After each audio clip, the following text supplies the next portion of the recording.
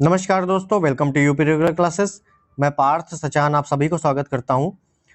तो आज के इस वीडियो पे हम लोग कृषि कंप्लीट करेंगे। कृषि के जितने भी क्वेश्चंस हैं या जिस टाइप से क्वेश्चन आते हैं उनको हम लोग अच्छे से कंप्लीट करेंगे, जो कि आपके आर और यूपी पीसीएस प्रीलिम्स के लिए काफ़ी इंपॉर्टेंट रहने वाले हैं। ठीक है, और जितने भी क्वेश्चंस होंगे वो सभी लेटेस्ट डेटा के अनुसार होंगे। जो भी करंट का डेटा है उसके अकॉर्डिंग सारे क्वेश्चन लिए गए हैं। ठीक है, तो चलिए शुरुआत करते हैं इस सेशन की। चैनल पर नए हैं सब्सक्राइब कीजिएगा, इस वीडियो को लाइक कीजिएगा और शेयर भी कीजिएगा। तो चलिए पहले प्रश्न से हम लोग शुरू करते हैं। तो पहला प्रश्न क्या कह रहा है, तो देखिए पहला प्रश्न क्या है कि कथन कारण कारण दिया हुआ है। तो पढ़ेंगे कि भारत को 20 कृषि जलवायु प्रदेशों में बांटा गया है। तो क्या ये सही है? बिल्कुल नहीं, ये गलत है। दूसरा देखेंगे कि भारत को 15 कृषि पारिस्थितिकी प्रदेशों में बांटा गया है। बिल्कुल गलत है। पश्चिमी हिमालय शीत शुष्क पारिस्थितिकी प्रदेश का कवरेज क्षेत्र पश्चिमी हिमालय प्रदेश के कवरेज क्षेत्र से ज़्यादा है। बिल्कुल गलत है। तो इसका जो लेटेस्ट डेटा है वो क्या है, तो भारत को 20 कृषि जलवायु प्रदेशों में बांटा नहीं गया है, कुल 15 कृषि जलवायु प्रदेशों में बांटा गया है। आपको अच्छे से याद रखना है। दूसरा देखो, भारत को 15 कृषि पारिस्थितिकी प्रदेशों में बांटा गया है। बिल्कुल गलत। भारत को 20 कृषि पारिस्थितिकी प्रदेशों में बांटा गया है। ठीक है ना, 20-15 ऊपर नीचे कर देना है। पश्चिमी हिमालय शीत शुष्क पारिस्थितिकी प्रदेशों का कवरेज क्षेत्र पश्चिमी हिमालय प्रदेश के कवरेज क्षेत्र से ज़्यादा है। बिल्कुल नहीं, कोई ज़्यादा नहीं है, समान है। तो इस वजह से यहाँ पे क्या हो जाएगा, तीनों गलत हो जाएगा। तो ऑप्शन बी सही है। ठीक है, अगला देखेंगे, देश में एग्रो इकोलॉजिकल क्षेत्र हैं कितने हैं? और ये देखो दोनों बार आया हुआ है आर में। तो एग्रो इकोलॉजिकल, इकोलॉजी मतलब क्या होता है? पारिस्थितिकी। आपने पढ़ा होगा इंग्लिश। इकोलॉजिकल मतलब पारिस्थितिकी। तो एग्रो पारिस्थितिकी मतलब कृषि पारिस्थितिकी क्षेत्र कितने हैं? अभी हम लोगों ने पीछे देखा है कितने हैं, 20 है। तो ऑप्शन डी यहाँ पर सही हो जाएगा। अगला देखेंगे, भारत में एग्रो इकोलॉजिकल जोन्स या कृषि पारिस्थितिकी क्षेत्र की कुल संख्या कितनी है? तो 20 है, जैसा कि हम लोगों ने पढ़ा है अभी। ठीक है, अगला देखेंगे, देखिए पी सेन गुप्ता और जी सुदास्यु 1968 ने, मतलब डेट लिखी हुई है 1968 ने, भारत को कितने लघु कृषि प्रदेशों में बांटा था? देखिए ये लेटेस्ट है। क्या पूछा है कि लघु कृषि प्रदेशों में बांटा था। किसने? पी सेन गुप्ता और सी सदासक्यू ने। कब बांटा था? 1968 में। तो याद रखना है 60। लघु कृषि प्रदेश जब भी आ जाए तो आपको 60 ही टिक मारना है। क्लियर? अगला देखेंगे, कथन कारण है। तो कथन को पढ़ूं तो भारत की शुष्क पेटी की अर्थव्यवस्था प्रधानता कृषि आधारित है। मतलब भारत की जो पेटी है वो कृषि आधारित है। भारत की अर्थव्यवस्था कृषि आधारित है, जो कि बिल्कुल सही है, सबको पता है। इसमें द्वितीय हरित क्रांति के लिए बहुत क्षमता है। क्या पूछा है? इसमें द्वितीय हरित क्रांति के लिए बहुत क्षमता है। बिल्कुल सही है। कहने का अर्थ ये है कि कृषि आधारित है। बिल्कुल सही। द्वितीय हरित क्रांति की बहुत क्षमता है, मतलब क्या द्वितीय हरित क्रांति की वजह से कृषि आधारित है? बिल्कुल नहीं। ये दोनों सही है लेकिन एक दूसरे की व्याख्या नहीं करते। तो ऑप्शन बी यहाँ पर सही हो जाएगा। ठीक है, अगला देखेंगे, देखो बेटा, देश में प्रथम कृषि विश्वविद्यालय की स्थापना किस वर्ष हुई थी? अब देखिए आप लोग कि यहाँ पे बहुत इंपॉर्टेंट आया है कि प्रथम कृषि विश्वविद्यालय की स्थापना किस वर्ष हुई थी। तो 1960 में हुई थी। अच्छे से याद रखना है। कहाँ हुई थी? पंतनगर। पंतनगर में हुई थी। इसका नाम क्या था? पंडित जवाहरलाल नेहरू कृषि प्रौद्योगिकी विश्वविद्यालय। ठीक है, लेकिन वर्तमान में नाम क्या है इसका? वर्तमान में जब भी कोई नाम पूछे तो गोविंद वल्लभ पंत कृषि एवं प्रौद्योगिकी विश्वविद्यालय। ठीक है ना, वर्तमान में इसका नाम चेंज है। स्थापना कब हुई? 1960 में। देश का पहला कृषि विश्वविद्यालय है तो कहाँ है? देखो शॉर्ट दिया हुआ है, शॉर्ट आपको बिल्कुल नहीं याद रखना। जैसे मैंने पहले बताया पंतनगर। पंतनगर ऑप्शन बी में है, तो बिल्कुल टिक मारना है, आगे बढ़ना है ना। इसी टाइप से क्वेश्चन आपको सॉल्व करने हैं। भारतवर्ष में प्रथम कृषि विश्वविद्यालय की स्थापना हुई थी। कब हुई थी? 1960 में हुई थी। ऑप्शन बी यहाँ पर सही हो जाएगा। अगला देखेंगे, कृषि में युग्म पैदावार का आशय डैश को उगाने से है। कृषि में युग्म पैदावार क्या होता है, पहली चीज़ हमें यही समझनी है कि युग्म पैदावार क्या है। विभिन्न मौसमों पर दो फसल, एक ही साथ दो फसल, अन्य फसलों के साथ एक फसल, इनमें से कोई नहीं। तो अच्छे से याद रखना है कि विभिन्न मौसमों पर दो फसल। आप लोगों अगर कोई भी कृषि से संबंधित हो, कि ज़्यादातर लोग गांव के ही होते हैं, ऐसा नहीं है, तो आप लोगों ने देखा होगा कि एक साल में कई सारी फसलें उगा दी जाती हैं। गेहूं भी उगा लिया जाता है, सरसों भी उगा लिया जाता है, और आलू भी उगा लिया जाता है, धनिया भी उगा लिया जाता है। तो कई सारी चीज़ें उगा ली जाती हैं एक साल के अंदर उसी एक खेत में, है ना। तो वही क्या है, युग्म पैदावार है। ठीक है, आप लोगों को अच्छे से पता होगा। अगला देखेंगे, निम्नलिखित में से कौन सी मिश्रित खेती की प्रमुख विशेषता है। अब देखो, युग्म पैदावार आया था, अब यहाँ मिश्रित खेती क्या है। तो मिश्रित खेती अच्छे से याद रखनी है, जहाँ पर कृषि हो रही हो, किसान क्या है, कृषि कार्य कर रहा हो और पशुपालन कर रहा हो, दोनों एक साथ कर रहा हो, मतलब पशुपालन और शस्य उत्पादन। शस्य मतलब कृषि। तो ऑप्शन सी यहाँ पर सही हो जाएगा। उसे क्या कहते हैं, मिश्रित खेती कहते हैं। क्लियर। नेक्स्ट, समानांतर फसल का एक उदाहरण है। समानांतर फसल क्या होती है। तो समानांतर फसल वो होती है कि हम उसको उसके साथ उगा दें, बस इतना आपको लॉजिक पता होना चाहिए। तो गेहूं सरसों क्या है, समानांतर फसल के उदाहरण हैं। क्लियर। अगला देखेंगे, निम्न राज्यों में डैश को छोड़कर सभी में कृषि भूमि का प्रतिशत काफ़ी अधिक है। मतलब ये पूछा गया है कि भाई इसमें से चारों में से किसको छोड़ दूं कि उसमें जो है कृषि सबसे अधिक है। तो हमें देखो, पंजाब, उत्तर प्रदेश, हरियाणा में सबसे अधिक कृषि होती है, आपको पता है। सिक्किम में कृषि बहुत ही कम होती है।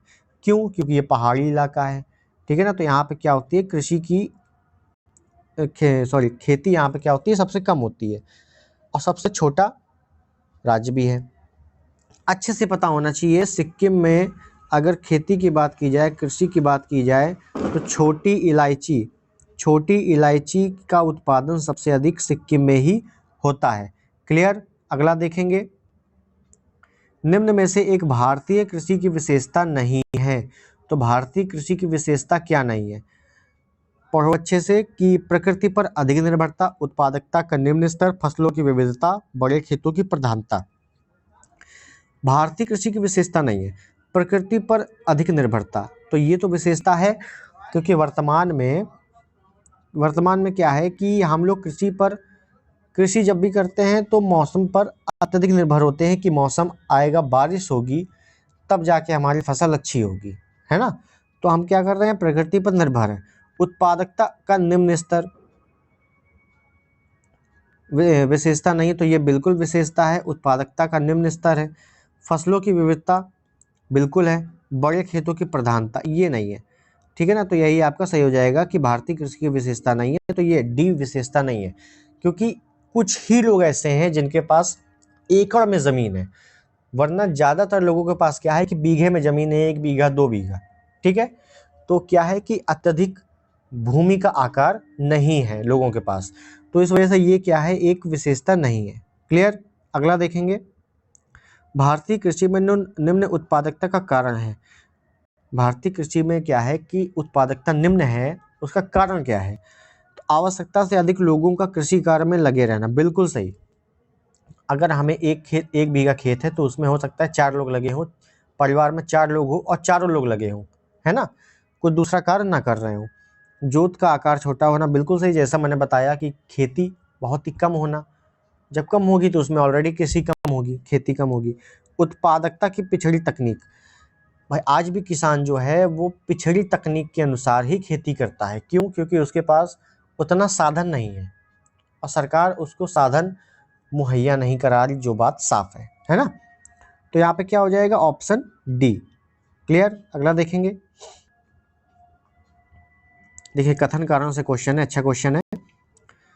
पारंपरिक खेती के आधुनिक वैज्ञानिक खेती में रूपांतरण में हरित क्रांति की तकनीक की महत्वपूर्ण भूमिका रही है, जो कि बिल्कुल सही है। पारंपरिक खेती के आधुनिक वैज्ञानिक खेती में, मतलब आधुनिक जब हमने खेती शुरू की है तो उसमें हरित क्रांति का अच्छा योगदान रहा है, बिल्कुल सही बात है। कारण क्या है, इसमें सामाजिक एवं पर्यावरणीय लागत सम्मिलित नहीं होती है, बिल्कुल सही। बिल्कुल सही है, इसमें सामाजिक और पर्यावरणीय लागत सम्मिलित नहीं होती है, लेकिन ये एक दूसरे के कारण सही नहीं है।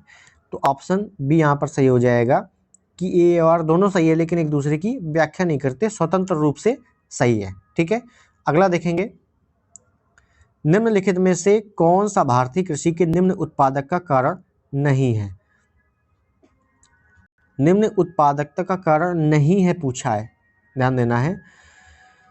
देखो, जनसंख्या का दबाव, जनसंख्या अगर अधिक है तो ऑलरेडी कृषि क्या होगी, कम होगी, क्योंकि जनसंख्या अगर किसी परिवार में 6 बच्चे हैं, 6 के 6 खेती में लगे हैं और खेती बहुत कम है, तो क्या होगा, ये एक निम्न उत्पादकता का कारण है। ठीक है, प्रच्छन्न बेरोजगारी, प्रच्छन्न बेरोजगारी खेती से ही संबंधित है। क्लियर, तब आपको पता होना चाहिए। भूजोत का आकार छोटा होना, बिल्कुल सही, जमीन छोटी है तो खेती ज़्यादा हो नहीं पाएगी, फसल ज़्यादा उग नहीं पाएगी। सहकारी कृषि नहीं है। ठीक है, ये निम्न उत्पादक का कारण नहीं है। क्यों? क्योंकि सहकारी कृषि क्या होती है कि 2 या 2 से अधिक किसान जो होते हैं, जो बहुत ही कमजोर किसान होते हैं, वो आपस में मिलकर कृषि करते हैं, आपस में मिलकर एक बिजनेस करते हैं, ये हम कह दें। तो ये क्या है, ये एक उत्पादकता कमी का कारण नहीं है। ठीक है, अगला देखेंगे, भारत में संकार या चालू जोतों का सबसे बड़ा औसत आकार है। तो याद रखना है कि चालू जोतों का सबसे बड़ा औसत आकार कहाँ है, राजस्थान में है। ठीक है, याद रखना, पंजाब मत लगा देना, यहाँ पर राजस्थान है। क्लियर, अगला देखें, भारत में कृषि को समझा जाता है, तो भारत में कृषि को क्या समझा जाता है? जीविकोपार्जन का साधन, एक व्यवसाय, एक व्यापार, एक उद्योग। तो देखो, कृषि को कोई भी बिजनेस नहीं समझता है ना, व्यवसाय नहीं समझता, क्योंकि व्यवसाय समझता तो उसमें प्रोडक्शन सबसे अधिक होता, और दूसरी बात, जब जमीनें ज़्यादा होंगी तब उसको व्यवसाय समझा जाएगा। तो भूजोत का आकार तो छोटा है। दूसरा देखो, एक उद्योग, तो व्यवसाय उद्योग एक ही तो है, बिल्कुल गलत।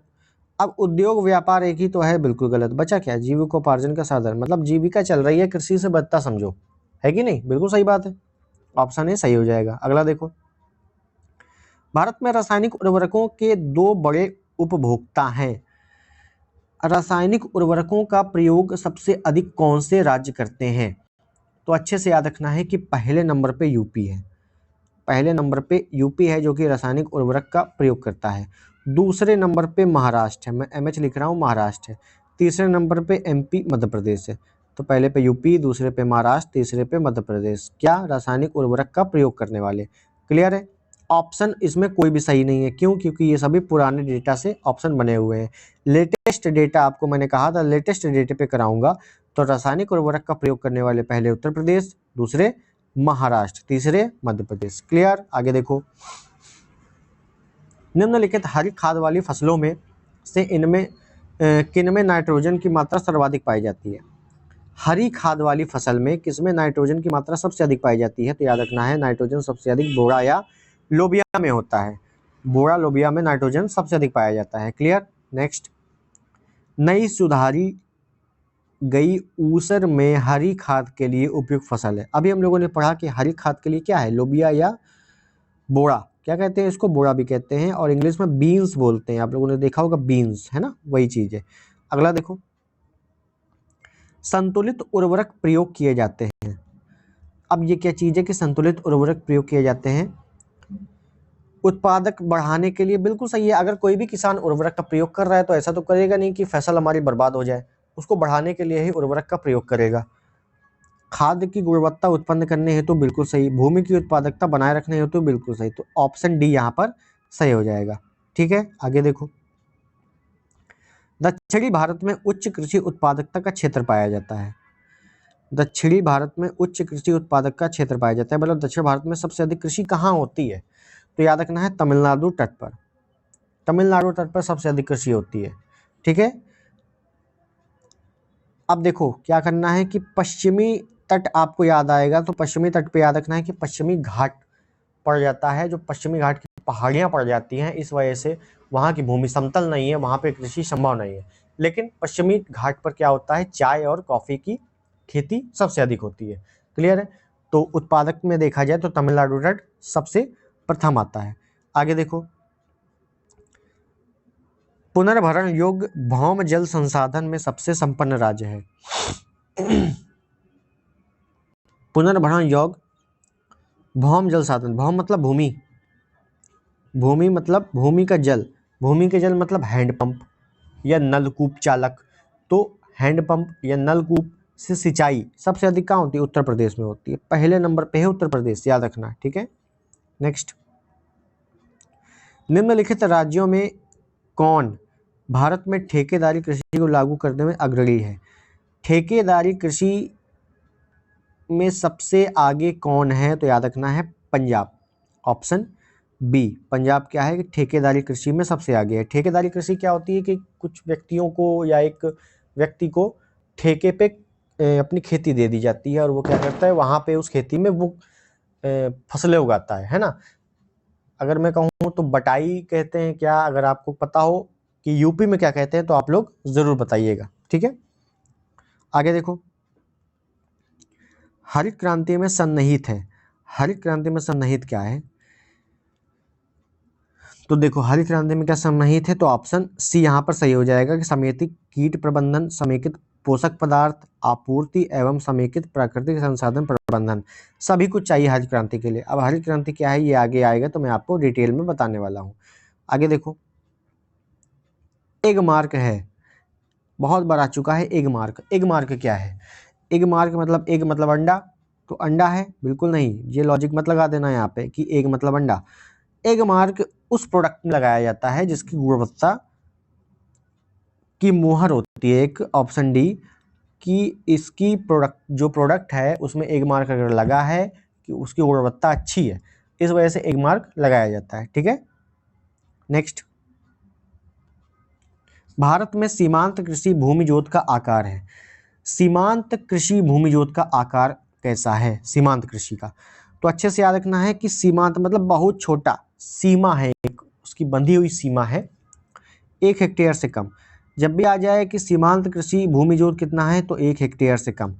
छोटी जोत 1 से 2 हेक्टेयर, 1 हेक्टेयर से 2 हेक्टेयर छोटी जोत।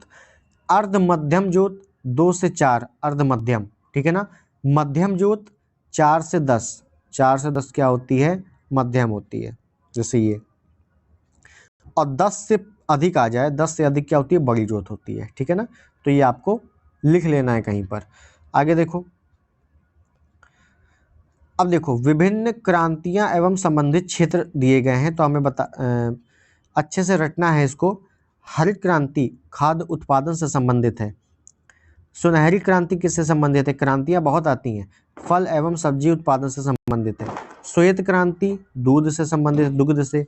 नीली क्रांति मछली पालन से। लाल क्रांति मांस या टमाटर उत्पादन से। काली क्रांति पेट्रोलियम उत्पादन से। गोल क्रांति आलू उत्पादन से।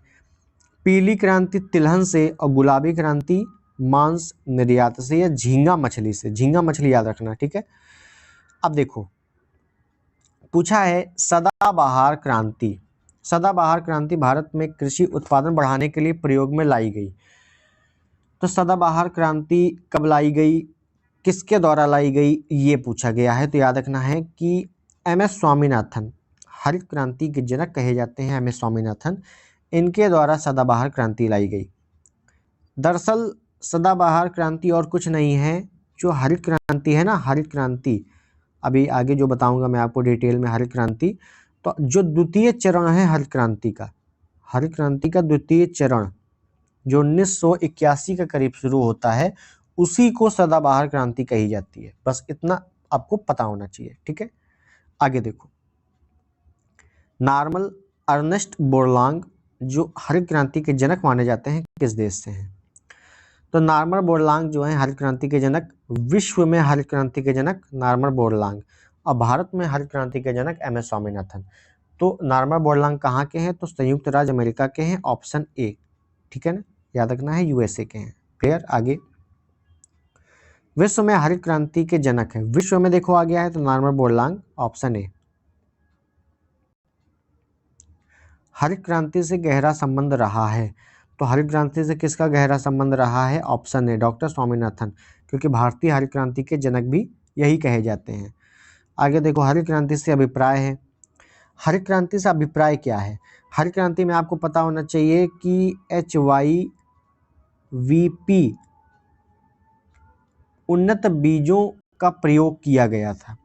उच्च उत्पादन वैरायटी प्रोग्राम, ठीक है ना, ऑप्शन सी हरित क्रांति से अभिप्राय है। क्लियर है? आगे देखो, निम्नलिखित फसलों में से किसे हरित क्रांति का सर्वाधिक लाभ उत्पादन एवं उत्पादकता दोनों में हुआ है?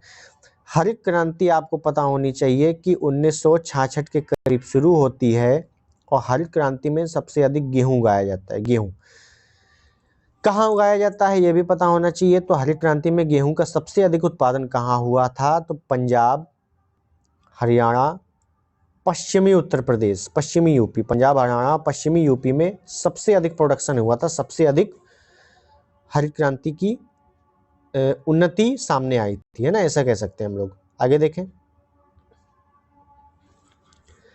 हरित क्रांति का प्रभाव किसके उत्पादन में सबसे अधिक महसूस किया गया? तो गेहूं, ऑप्शन बी। ठीक है, आगे, स्वतंत्रता प्राप्ति के बाद भारत ने सर्वाधिक प्रगति की है। तो सर्वाधिक प्रगति उत्पादन जो है गेहूं के उत्पादन में की है, क्योंकि हमें पता है कि हरित क्रांति जैसे ही आई थी भारत में तो गेहूं का प्रोडक्शन वैसे ही बढ़ गया था। कहाँ बढ़ गया था? तो पंजाब, हरियाणा और पश्चिमी उत्तर प्रदेश में। क्लियर? आगे देखो, हरित क्रांति के प्रयुक्त मुख्य पादप या फसल कौन सा था? अब देखो, हरित क्रांति में जो कौन सी फसल लाई गई थी? तो मैक्सिकन गेहूं, याद रखना, मैक्सिकन गेहूं का यहाँ प्रयोग किया गया था। बहुत ही अच्छा क्वेश्चन है ये। ठीक है, आगे देखेंगे, दिए गए कूट की सहायता से हरित क्रांति के घटक चुनिए। अब हरित क्रांति के घटक क्या क्या हैं? तो देखो, उच्च उत्पादन देने वाली किस्म के बीज, बिल्कुल सही, अच्छे बीजों का प्रयोग किया गया था। सिंचाई, जब बीजों का प्रयोग किया गया तो उनको अच्छे से फलने फूलने के लिए पानी की आवश्यकता थी, तो सिंचाई के लिए भी अच्छी व्यवस्था की गई थी, बिल्कुल सही। ग्रामीण विद्युतीकरण, जब अच्छा गेहूं उगने लगा तो ग्रामीण में, गांव में क्या हुआ? बिजली का प्रोडक्शन शुरू हो गया, बिजली आने लगी। ग्रामीण सड़कों के वितरण, ग्रामीण सड़कें बनने लगी, क्योंकि इतना ज़्यादा प्रोडक्शन हो गया तो उसको लेने जाने के लिए ट्रकों की सहायता हुई, जिसमें क्या हुआ कि सड़कों का निर्माण हुआ। लेकिन एक बात बता देना चाहता हूँ कि हरित क्रांति क्या है कि एक असमानता विकसित हुआ था। कहने का अर्थ ये है कि पंजाब, हरियाणा, पश्चिमी उत्तर प्रदेश में सबसे अधिक प्रोडक्शन हुआ, तो यहाँ डेवलपमेंट भी सबसे ज़्यादा यहीं पर हुआ, बाकी ज़्यादा कहीं पर नहीं हुआ था उस समय, है ना। आगे देखो, देखिए, भारत में हरित क्रांति के फलस्वरूप खाद्यान्नों के उत्पादन में वृद्धि हुई, बिल्कुल सही, खाद्यान्नों के उत्पादन में वृद्धि हुई थी। भारत में हरित क्रांति के फलस्वरूप क्षेत्रीय असमानताओं में वृद्धि हुई, बिल्कुल सही। क्षेत्रीय असमानताओं का मतलब है कि जैसा कि मैंने अभी आपको बताया कि पंजाब, हरियाणा, पश्चिमी उत्तर प्रदेश में सबसे अधिक प्रोडक्शन हुआ, तो सबसे अधिक डेवलपमेंट में भी यही आगे रहे। बाकी को ज़्यादा ध्यान नहीं दिया गया, ध्यान दिया गया लेकिन उतना ध्यान नहीं दिया गया था उस समय, तो इस वजह से दोनों सही है, लेकिन एक दूसरे की व्याख्या नहीं करते हैं ना, दोनों स्वतंत्र रूप से सही है। ठीक है, आगे देखो, इंद्रधनुषी क्रांति का संबंध है। अब देखो, इंद्रधनुषी क्रांति का संबंध किससे है? इंद्रधनुषी क्रांति का संबंध सभी क्रांतियों से है। जितनी भी प्रकार की क्रांतियां हैं उन सभी क्रांतियों को एक और क्रांति में सम्मिलित कर दिया गया, एक क्रांति को बॉस बना दिया गया, ऐसे कह दे तो इंद्रधनुषी क्रांति। तो जब भी आएगा इंद्रधनुषी क्रांति का संबंध किससे है, तो याद रख लेना सभी क्रांतियों से है। ठीक है, कोई भी क्रांति हो। अगला, अब हमें सुमेलित करना है यहाँ पे। देखो, दुग्ध उत्पादन देखो, जो मैंने टेबल कराई थी आपको थोड़ी देर पहले, बिल्कुल वही से, उसी से सारे क्वेश्चन आएंगे। दुग्ध उत्पादन श्वेत क्रांति, मत्स्य पालन या मत्स्य उत्पादन या मछली पालन नीली क्रांति, उर्वरक भूरी क्रांति और खाद्यान्न उत्पादन हरी क्रांति। ठीक है, बिल्कुल अच्छे से मिलान याद रखना है। आगे देखेंगे हम लोग, गुलाबी क्रांति संबंधित है। गुलाबी क्रांति किससे संबंधित है? तो गुलाबी क्रांति प्याज और मांस, दो चीजों से संबंधित है। ठीक है ना, मांस कैसा होता है? गुलाबी गुलाबी होता है, इस वजह से गुलाबी क्रांति उसमें चली गई है। आगे देखो, फिर देखो हमें क्या बताना है, सुमेलित करना है। तो देखो, हमें पता है अच्छे से, हमने टेबल पढ़ी है, पीली क्रांति हमको अच्छे से पता है तिलहन से संबंधित है। ग्रे क्रांति हमें पता है उर्वरक से संबंधित है, गोल्डन क्रांति बागवानी से संबंधित है, और ब्लैक क्रांति पेट्रोलियम। पेट्रोल कैसा होता है? काला होता है, डीजल काला होता है, कच्चा तेल काला होता है, तो ब्लैक क्रांति पेट्रोलियम से संबंधित है। क्लियर? आगे देखो, निम्नलिखित में से कौन सुमेलित नहीं है? तो हमें एक तरफ क्रांति दी है, एक तरफ संबंधित दिया है, तो हमें बताना है कि सुमेलित नहीं है। तो देखो, जैसे श्वेत क्रांति की बात करें, दूध से बिल्कुल सही है। सुनहरी क्रांति उद्यान या बागवान, बिल्कुल सही है। हरित क्रांति कृषि से संबंधित है, लेकिन नीली क्रांति कुक्कुट से संबंधित नहीं है। नीली क्रांति किससे संबंधित है? मछली से संबंधित है। तो कुक्कुट क्या है? कुक्कुट आपका पोल्ट्री फार्म है, मुर्गी पालन, ठीक है ना। आगे देखो, नीली क्रांति संबंधित है, नीली क्रांति मत्स्य पालन से संबंधित है। ऑप्शन डी यहाँ पर सही हो जाएगा। क्लियर है? आगे देखेंगे, नीली क्रांति संबंधित है तो मत्स्य पालन से संबंधित है। नीली क्रांति देखो कितनी बार आ चुका है नीली क्रांति, तो बिल्कुल परेशान होने की आवश्यकता नहीं है। जितना मैं कृषि में करा रहा हूं उतना ही केवल आपको पढ़ना है, बस, उसके अलावा कुछ नहीं। सारे क्वेश्चन यहीं से आएंगे, एक्सप्लेनेशन बस सुनते रहना। देखो क्या पूछ रहा है, जीरो टिल बीज एवं उर्वरक ड्रिल विकसित किया गया था। सबसे पहले कहाँ विकसित किया गया था? जीरो टिल बीज। जीरो टिल बीज टिलेज पद्धति है, कि याद रखना टिलेज पद्धति होती है।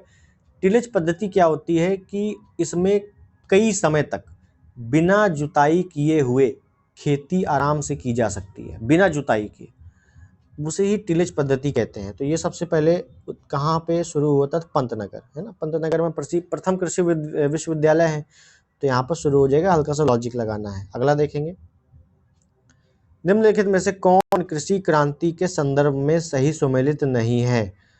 तो देखो, श्वेत क्रांति दूध से, सुनहरी क्रांति उद्यान से, नीली क्रांति मुर्गी पालन, बिल्कुल गलत है। देखो सेम क्वेश्चन है जो रिपीट हुआ है, मुर्गी पालन की जगह उसमें क्या आया था? कुक्कुट पालन आया था, है ना। कुक्कुट का मतलब ही क्या होता है? मुर्गी पालन, तो ये सही नहीं है। नीली क्रांति किससे संबंधित है? तो ये मछली पालन से संबंधित है, ठीक है। आगे देखो, निम्न में से कौन सी एक फसल व्यापारिक नहीं है? अब देखो कौन सी फसल व्यापारिक नहीं है ये पूछा गया है, तो हमें पता होना चाहिए व्यापारिक फसल होती क्या है। तो व्यापारिक फसल वो फसल है, शुद्ध भाषा में समझो, कि जिसे हम घर में इकट्ठा करके नहीं रख सकते अधिक दिनों तक, बस वो व्यापारिक फसल नहीं है। और जिसे हम मैंने बोला कि व्यापारिक फसल वो है जिसे हम ज़्यादा घर में रख नहीं सकते, ठीक है ना। व्यापारिक फसल कौन सी है? जिसे हम ज़्यादा घर में रख नहीं सकते, जैसे गन्ना को अगर हम घर में स्टोर करने लगे तो एक समय बाद, महीने बाद, 2 महीने बाद गन्ना क्या होगा? सूखने लगेगा, तो वो क्या हो जाएगा? खराब हो जाएगा। तो ये क्या है? ये एक व्यापारिक फसल है, ठीक है ना। लेकिन हमें पूछा क्या? व्यापारिक फसल नहीं है, तो ये क्या व्यापारिक फसल है? कपास हम घर में इकट्ठा करके क्या करेंगे? तो क्या है? इसको हम बेच देते हैं, ये क्या है? व्यापारिक फसल है। केला अगर आपके पास एक ट्रक केला भर के आ जाए तो आप उसको 20 से 25 दिन तक ही रख सकते हो, उसके बाद नहीं रख सकते। तो ये क्या है? इसको तुरंत बेच दिया जाता है, क्या? व्यापारिक फसल है। लेकिन बाजरा जो है इसको आप सालों साल घर में आराम से रख सकते हो, बाजरे की रोटी बना सकते हो आराम से, है ना? तो ये क्या है? व्यापारिक फसल नहीं है। क्लियर? आगे देखो, किन महीनों में, देखो क्या पूछा गया है कि किन महीनों में रबी फसल की बुआई होती है। अब देखो यहाँ पे फसल कितने प्रकार से होती है तो वो पूछा जा रहा है। तो रबी फसल, तो पहले मैं बता देना चाहता हूँ कि 3 प्रकार की फसल होती है, रबी की फसल, जायद की फसल, खरीफ की फसल। रबी की फसल की जो बुआई होती है वो होती है अक्टूबर नवंबर में। अक्टूबर, देखो मैं पूरे तीनों बता देता हूँ, उसके बाद आगे आगे आएगा। तो रबी की फसल की जो बुआई होती है वो होती है अक्टूबर नवंबर में, कटाई होती है मार्च अप्रैल में। और जो जायद की फसल है वो मार्च में बोई जाती है और जून में काट ली जाती है। बहुत ही थोड़ी सी फसल होती है, बहुत ही कम समय की फसल होती है। जो खरीफ की फसल है वो जून जुलाई में बोई जाती है और अक्टूबर नवंबर में काट ली जाती है, ठीक है ना। तो रबी की फसल अक्टूबर नवंबर में हम बो रहे हैं, कब काटेंगे? मार्च अप्रैल में काटेंगे। रबी की कुछ प्रमुख फसलें कौन कौन सी हैं, जैसे मैं बताऊं, गेहूं, जौ, चना, मटर, सरसों, मसूर, आलू भी इसी में आता है। अब रबी की फसलें तो बहुत सारी हैं, तो रबी की फसल में जितना भी 7-8 फसलें मैं बता दूंगा उतना ही पढ़ना है, उसके अलावा आपको कुछ फसल नहीं देखनी है, उसके बाहर नहीं आने वाला है। रबी की फसल कौन कौन सी, जैसे मैं फिर बताऊं तो गेहूं, जौ, चना, मटर, सरसों, मसूर, आलू। क्लियर? आगे देखो, निम्नलिखित में से कौन एक रबी फसल है? सरसों। जैसा कि मैंने 7-8 बताए उसी में से आना है बस, सरसों। ठीक है, आगे देखो, रबी की फसलों को बोया जाता है। कब बोया जाता है? तो अक्टूबर नवंबर में बोया जाता है, मार्च अप्रैल में काट लिया जाता है। क्लियर? नेक्स्ट, निम्न में से कौन सी खरीफ फसल नहीं है? हमें अच्छे से पता है, हमने अभी पढ़ा मसूर क्या है, ये एक रबी फसल है, बस यही खरीफ नहीं है। Option C. कितना आसान क्वेश्चन है, कितना रिलेशन में क्वेश्चन है उसके। जितना मैंने बताया है उतना ही पढ़ना है आपको बस। उसके बाद देखो, निम्न में से कौन सी रबी की फसल नहीं है? अब देखो पूछा गया है रबी की फसल नहीं है। अब यहाँ पे क्वेश्चन आपको थोड़ा सा घुमाएगा। क्यों? क्योंकि मैंने 7-8 बताई थी, उसमें से आपका मूली तो आया नहीं, गाजर तो आया नहीं, मटर आया था। तो गाजर और मूली क्या है? रबी की फसल है। भिंडी क्या है? भिंडी आपकी जायद की फसल है। अब जितना मैंने 6-7-8 जितने भी बताए थे रबी की फसल, उसमें आप गाजर मूली जोड़ दोगे बस। जितना मैं बताता जाऊंगा उतना ही पढ़ना है, जो जोड़ना होगा मैं बताता चलूंगा। उसके अलावा आप बिल्कुल एक्स्ट्रा दिमाग नहीं लगाओगे कृषि में। जितना एक्स्ट्रा दिमाग लगाना है आप बाकी सब्जेक्ट में लगाओगे। ठीक है ना? हिस्ट्री में लगाइए, पॉलिटी में लगाइए, बाकी में लगाइए। आगे देखो, इनमें से कौन सी खरीफ फसल नहीं है? कौन सी खरीफ फसल नहीं है? भैया चना हमें पता है रबी की फसल है, बस यही खरीफ नहीं है, सिंपल। आगे देखो,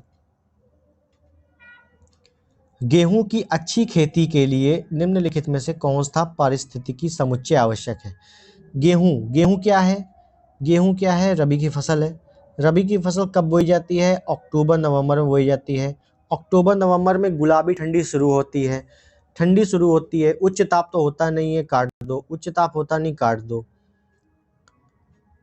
निम्न ताप होता नहीं, काट दो। कैसी होती? गुलाबी ठंडी होती है, मतलब मध्यम ताप होता है और मध्यम वर्षा होती है। तो ऑप्शन ए सही हो जाएगा, बिल्कुल एलिमिनेट करके हम इसको करेंगे। ठीक है, आगे देखो, नकदी फसल में सम्मिलित नहीं है। नकदी फसल कौन सी होती है या व्यापारिक फसल कौन सी होती है? हम लोगों ने अच्छे से समझा है कि वो फसल जिसको हम तुरंत बेच दे मार्केट में, वो नकदी फसल है। गन्ने को तुरंत बेच दो, जूट को तुरंत बेच दो, कपास को तुरंत बेच दो, गेहूं को स्टोर कर लो। अगर गेहूं को स्टोर कर रहे हो अपने खाने पीने के लिए, 2-4 बोरा रख लेते हो, तो क्या है? ये नकदी फसल नहीं है, तो गेहूं नकदी फसल में नहीं आता। ऑप्शन डी यहाँ पर सही हो जाएगा। आगे देखो, निम्न में से किस समूह की फसलें नकदी हैं? अब देखो समूह में आया है, ठीक है ना, तो हमें अच्छे से पता है गेहूं हम स्टोर करके रख लेते हैं, तो ये नहीं है। चना मटर गेहूं सब स्टोर करते हैं। चावल चना चाय सब स्टोर करते हैं। कपास हम गन्ना केला स्टोर नहीं कर सकते ज़्यादा दिनों तक, तो ये क्या है? ये नकदी फसलें हैं, इनको तुरंत बेचा जाता है। क्लियर? आगे देखो, फसलों के आधार पर बेमेल बताइए। अब देखो, क्या हमें बताना है? बेमेल बताना है। तो हमें दिया हुआ है धान ज्वार मक्का गेहूं। तो हमें पता है गेहूं क्या है? गेहूं आपका रबी की फसल है, बस यही आपका अलग है। ठीक है, आगे देखो, गेहूं की अधिकतम उत्पादन वाला राज्य है। तो गेहूं का सबसे अधिक उत्पादन वाला राज्य कौन सा है? देखो कितनी बार आ चुका है, ठीक है ना। तो सबसे अधिक गेहूं का उत्पादन जो है उत्तर प्रदेश करता है, अच्छे से याद रखना है। क्लियर? अगर प्रति हेक्टेयर में आ जाता, अगर ध्यान देना, कोई भी फसल अगर आ जाए, अब पूछ ले प्रति हेक्टेयर में उत्पादन सबसे अधिक बताओ, तो आंख बंद करके पंजाब लगाना है। क्लियर? कोई भी फसल हो। भारत का अधिकतम गेहूं उत्पादक राज्य है, अधिकतम गेहूं उत्पादक राज्य कौन सा है? उत्तर प्रदेश है। और अगर यही मैं लगा दूं प्रति हेक्टेयर बताइए उत्पादक कौन सा है अधिकतम? तो पंजाब। ठीक है, आगे देखो, मही सुगंधा किस फसल की प्रजाति है? अब देखिए प्रजातियों से क्या मैटर है कि आपको फसलों की प्रजातियां भी आएगी। अब किसी भी फसल की कई सारी प्रजातियां होती हैं और बहुत सारी फसलें होती हैं, तो क्या आप हजारों प्रजातियां याद कर पाओगे? बिल्कुल नहीं। क्या करोगे उसके लिए? सिर्फ मुझे फॉलो करोगे। जितना मैं प्रजातियां कराऊंगा, जितना भी ऑप्शंस में प्रजाति होंगी, जितना एक्सप्लेनेशन प्रजातियों का होगा, केवल उतना ही आपको तैयार रखना है। उसके अलावा आपको ज़्यादा टेंशन नहीं लेना है, क्योंकि बहुत सारा मैटर ऑलरेडी पढ़ना बाकी है अभी हम लोगों को, है ना। तो याद रखना, माही सुगंधा पूछेगा। माही सुगंधा किसका है? धान का है। याद रखना, माही सुगंधा किसका है? धान का है, और धान एक खरीफ की फसल है। क्लियर? बस आगे देखो, किसके उत्पादन में भारत में उत्तर प्रदेश का प्रथम स्थान है? उत्तर प्रदेश का प्रथम स्थान किसमें है? क्या रखना है? गेहूं उत्पादन और गन्ना उत्पादन में प्रथम स्थान है।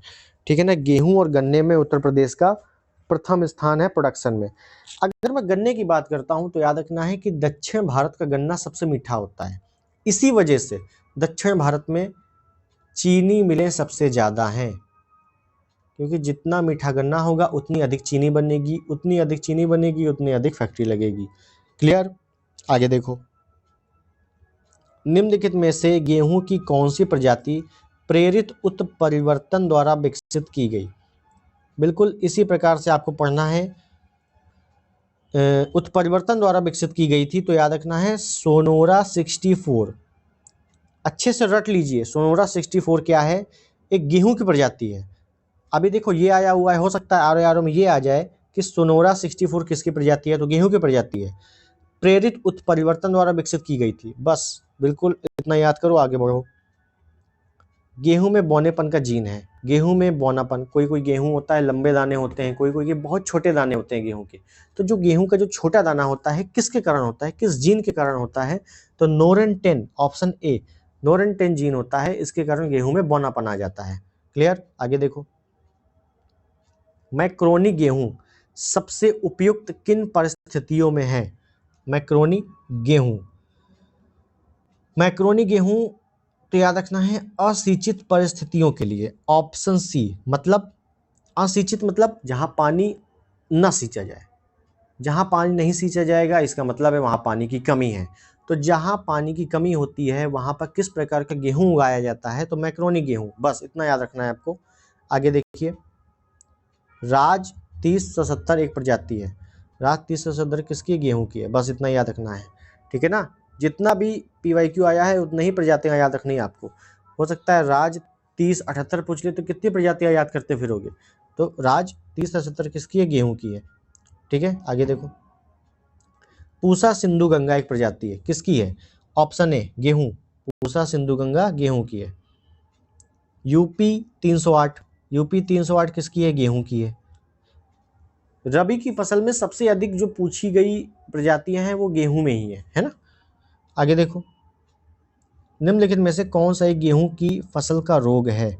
तो गेहूं का रोग कौन सा है? Rust, option D rust. Tikka क्या है? ये मूंगफली का रोग है। मूंगफली में कौन सा रोग होता है? टिक्का रोग होता है। रस्ट क्या है? गेहूं का रोग है।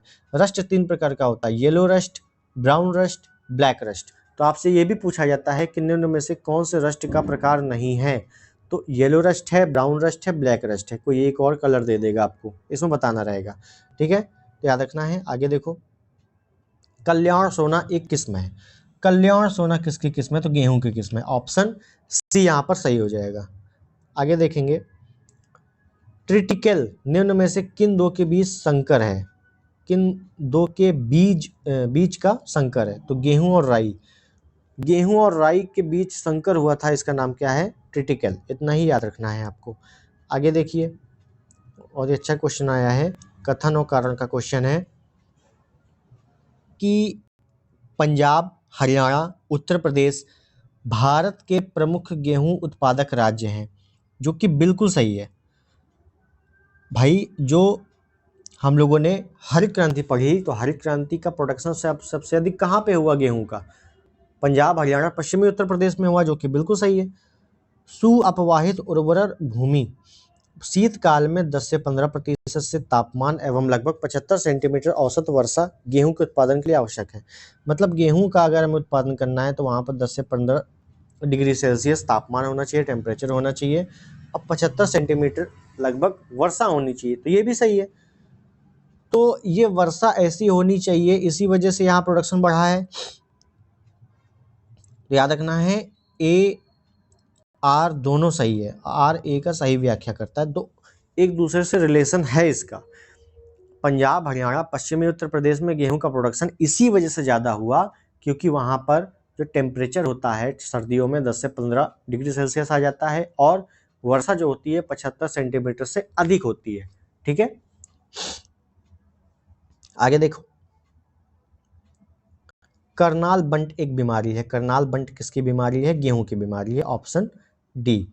नेक्स्ट, मैक्रोनी गेहूं का वनस्पतिक नाम क्या है? तो ट्रिटिकम ड्यूरम, अच्छे से याद रखना है। मैक्रोनी गेहूं का जो वनस्पतिक नाम है ट्रिटिकम ड्यूरम। क्लियर? उसके बाद निम्न में कौन एक पदार्थ शाकनाशी है? शाकनाशी, ब्यूटाक्लोर। ब्यूटाक्लोर क्या है? शाकनाशी है ना। ये सब क्वेश्चन आपको बुक में नहीं मिलते, ये सब क्वेश्चन पीवाईक्यू में ही मिलते हैं और पीवाईक्यू से ही आपके एग्जाम में पूछे जाते हैं। बुक में जल्दी ये सब क्वेश्चन नहीं मिलेंगे आपको, या तो बहुत हाई फाई बुक पढ़ो, कृषि के लिए अलग से ग्रंथ लेके आओ, है ना, तो क्या जरूरत है इतनी पढ़ने की। अगला देखो, धान की उत्पत्ति हुई। अब देखो पूछा गया धान की उत्पत्ति हुई, धान की उत्पत्ति कहाँ होती है? तो धान की उत्पत्ति सबसे पहले होती है एशिया में, एशिया में भी दक्षिण पूर्व एशिया में। ठीक है ना, क्या है? दक्षिण पूर्व एशिया में। क्लियर है? अगर मैं धान की बात करूं तो अगर मैं उत्पत्ति की बात कर रहा हूं तो भारत में अगर पूछा जाए कि धान के साक्ष्य मिले हैं तो कोल्डिहावा से मिले हैं। उत्तर प्रदेश में अगर देखा जाए, कोल्डिहावा कहाँ है? प्रयागराज में है। क्लियर है? आगे देखते हैं, निम्नलिखित फसलों पर विचार कीजिए। हमें फसल दी हुई है, पूछा है कौन सी खरीफ की फसल है। अब देखो खरीफ की फसल आ गई, तो खरीफ की फसल कौन कौन सी है? जैसे कि मैंने आपको रबी की फसल बताई थी, वैसे खरीफ की फसल अच्छे से सुनिए। धान, ज्वार, बाजरा, मक्का, जूट, मूंग, मूंगफली, तमाकू, उड़द, कपास, रागी, सोयाबीन, ये सब क्या है? ये सब खरीफ की फसल है। तमाकू बहुत बार आया है, किसकी फसल है? तो खरीफ की फसल है। तो हमें इसमें बताना है कौन है। तो कपास है, मूंगफली है, धान है। गेहूं क्या है? गेहूं रबी है ना। तो ऑप्शन सी यहाँ पर सही हो जाएगा। आगे देखो, चावल की खेती के लिए आदर्श जलवायु परिस्थितियां हैं, मतलब चावल की खेती अगर हमें करनी है तो क्या क्या हमें चाहिए? तो चावल की खेती सबसे पहले तो रोपाई पद्धति पर होती है और चावल की खेती के लिए हमें वर्षा 100 सेंटीमीटर से अधिक चाहिए और टेम्परेचर जो है लगभग 25 से ऊपर होना चाहिए, है ना, 25 डिग्री से ऊपर होना चाहिए। तो ऑप्शन ए यहाँ पर सही हो जाएगा। पानी की मात्रा सबसे अधिक चाहिए। इसी वजह से जब आप यूपी जी के पढ़ते होगे तो आपको पता होगा कि जो उत्तर का तराई क्षेत्र है वहाँ पर चावल की खेती अधिक होती है। क्यों? क्योंकि वहाँ पर पानी सबसे ज़्यादा है। क्लियर? आगे देखो, निम्न में कौन सी एक खरीफ फसल है? तो खरीफ फसल कौन सी है? अभी मैंने बताया आपको, जितने भी नाम गिनाए उनमें से सोयाबीन देखो आ गया है, ऑप्शन डी। सोयाबीन क्या है? एक खरीफ फसल है। अगला, इनमें से कौन खरीफ फसल नहीं है? तो ऑप्शन डी सरसों। क्यों? सरसों एक रबी फसल है, तो सरसों खरीफ नहीं हो सकती। ऑप्शन डी क्या है? सही है। अगला देखें, निम्नलिखित में कौन एक खरीफ फसल नहीं है? तो खरीफ फसल कौन सी नहीं है? तो चना, ऑप्शन बी चना क्या है? रबी की फसल है। अगला,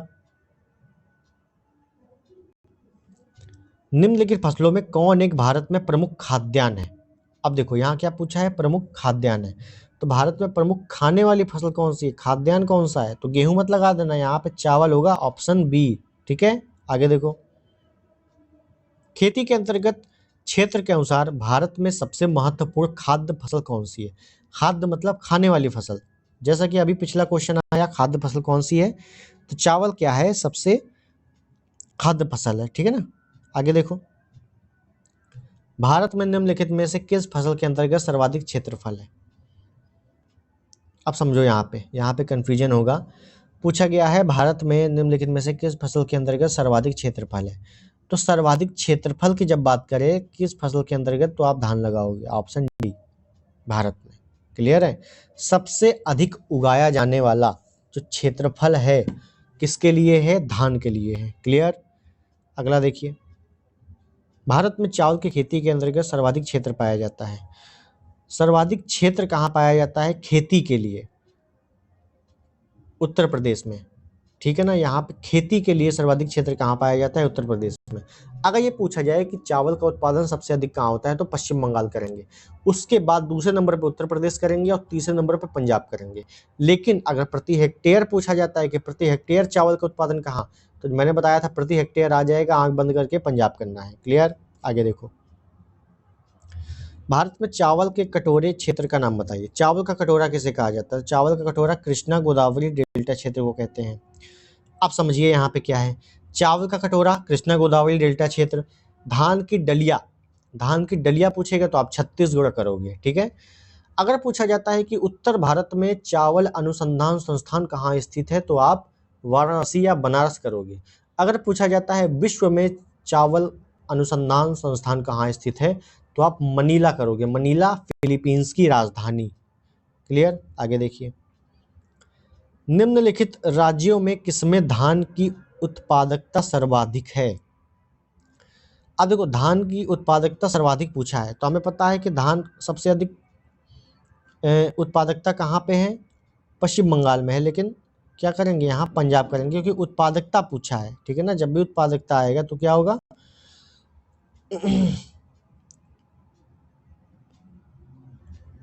पंजाब में। देखें, जया, पद्मा, कृष्णा निम्नलिखित में से किस धान्य या सीरियल की उन्नत किस्में हैं? तो धान की ऑप्शन है। अभी तक गेहूं की सबसे ज़्यादा आ रही थी, क्योंकि रबी था, आप खरीफ पढ़ रहे हैं, तो चावल की जो किस्में हैं क्या क्या है? जया, पद्मा, कृष्णा। ठीक है ना। जितनी किस्में आती जाएंगी उतना ही पढ़ना है आपको। अमन धान उगाया जाता है। अमन क्या है? अमन एक धान की किस्म है, चावल की किस्म है, जिसका नाम है अमन। कब उगाया जाता है? तो याद रखना है कब उगाया जाता है, तो ये जून जुलाई में उगाया जाता है। ठीक है ना। एक होती है औस या कार, चावल की किस्म है औस या कार, वो कब उगाई जाती है? मई जून में उगाई जाती है, बुआई होती है, सॉरी। और अगर एक बोरो है, बोरो नाम का धान है, ये कब उगाया जाता है? तो ये नवंबर दिसंबर में उगाया जाता है। ठीक है। अगला देखो, पूसा सुगंधा 5 किसकी किस्म है? पूसा सुगंधा 5, तो याद रखना है धान की है, ऑप्शन सी। नेक्स्ट, बरानी द्वीप किस फसल की किस्म है? बरानी द्वीप, द्वीप नहीं सॉरी, बरानी द्वीप किस फसल की किस्म है? तो धान की किस्म है, याद रखना है धान की है। ठीक है। आगे देखिए, निम्नलिखित में से कौन सी बासमती चावल की संकर प्रजाति है?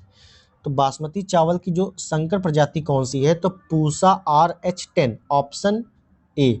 पूसा RH10 क्या है? बासमती चावल की एक संकर प्रजाति है। क्लियर? नेक्स्ट, बासमती चावल की रुपाई हेतु उपयुक्त बीज दर कितनी है? तो बीज दर 15 से 20 किलोग्राम प्रति हेक्टेयर अगर हमें मिल जाएगा तो अच्छी रुपाई हो जाएगी। क्लियर? नेक्स्ट, देखिए फिर से कथन कारण प्रश्न आया है, अच्छा प्रश्न है। पंजाब चावल का एक महत्वपूर्ण निर्यातक है, जो कि बिल्कुल सही है। यह प्रदेश चावल का उत्पादन में अग्रणी है, बिल्कुल गलत है। क्यों अग्रणी? सबसे अधिक उत्पादन में पहले नंबर पे पश्चिम बंगाल है, दूसरे नंबर पे उत्तर प्रदेश है, तीसरे नंबर पे पंजाब है, तो अग्रणी तो नहीं है। तो ऑप्शन ए केवल सही है, तो ए सही है, आर गलत है, ऑप्शन डी यहाँ पर सही हो जाएगा। क्लियर है? अगला देखिए, भारत में निम्नलिखित में कौन सा राज्य चावल का सबसे बड़ा उत्पादक है? तो पश्चिम बंगाल। जैसा कि हम लोगों ने देखा, पश्चिम बंगाल पहले नंबर पे है, दूसरे नंबर पे यूपी है, तीसरे नंबर पे पंजाब है। क्लियर? नेक्स्ट, निम्नलिखित में से कौन सा एक जीव चावल की फसल के लिए जैव उर्वरक का कार्य करता है? तो जैव उर्वरक, चावल खासकर देखना, चावल की फसल में जैव उर्वरक का कार्य कौन करता है? तो नील हरित शैवाल। नील हरित शैवाल क्या करता है? चावल की फसल में जैव उर्वरक का कार्य करता है। ठीक है ना। अगला देखिए,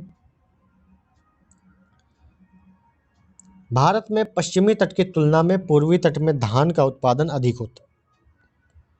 बिल्कुल सही, भारत में पश्चिमी तट की तुलना में पूर्वी तट में धान का उत्पादन अधिक होता है। कैसे? क्योंकि कृष्णा गोदावरी डेल्टा क्षेत्र पूर्व में ही है, धान का कटोरा कहते हैं। पश्चिम में क्या है?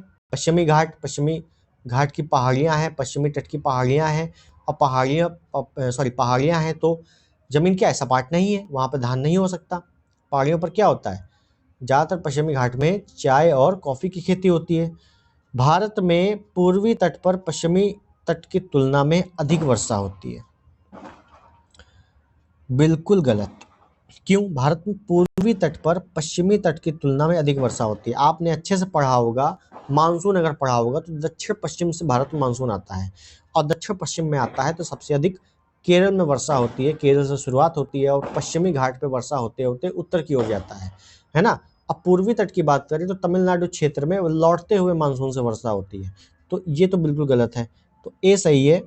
तो ऑप्शन सी यहाँ पे सही हो जाएगा कि ए सही है और आर गलत है। क्लियर? तो यहां तक हम लोग इस वीडियो का समापन करते हैं। एक वीडियो आपको कृषि का और मिलेगा, ये 2 वीडियो आप अच्छे से पढ़ लेना, कृषि आपका अच्छे से कंप्लीट हो जाएगा। फिर चाहे आप आरओ या आरओ दीजिए या यूपी पीसीएस प्रीलिम्स दीजिए, आपका एक भी प्रश्न कृषि से बाहर नहीं होने वाला, ठीक है ना। और करंट का डेटा आप लोग पढ़ते रहिएगा, करंट अफेयर आप लोग पढ़ रहे होंगे तो उसमें से कृषि के डेटे आते रहते हैं। तो आई होप वीडियो को यहाँ पे पसंद आया होगा आपको। चैनल पे नए हैं तो सब्सक्राइब कर दीजिएगा, इस वीडियो को लाइक कर दीजिएगा, शेयर कर दीजिएगा। मिलते हैं कृषि के पार्ट 2 में बहुत जल्द। तब तक धन्यवाद। जय हिंद।